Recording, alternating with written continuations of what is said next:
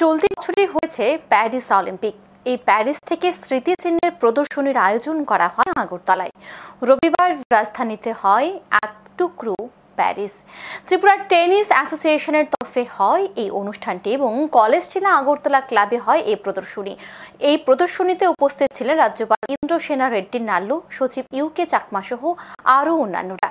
এদিন এই প্রদর্শনীতে এই বছর প্যারিস অলিম্পিকের বিভিন্ন মুহূর্তের ছবি তুলে ধরা হয়। এবার রাজ্যপাল কি বলেছেন শোনাবো একবার।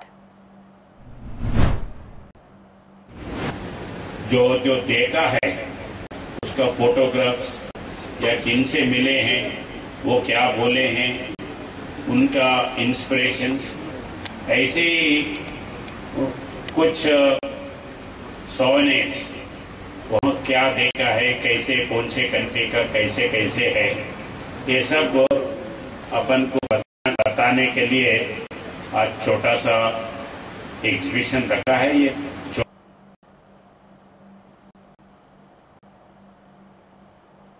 অতিথিরা ঘুরে দেখেন প্রদর্শনী এবং বিভিন্ন বিষয়ে অবগত হন। এখন সময় বিরতির সঙ্গে থাকুন।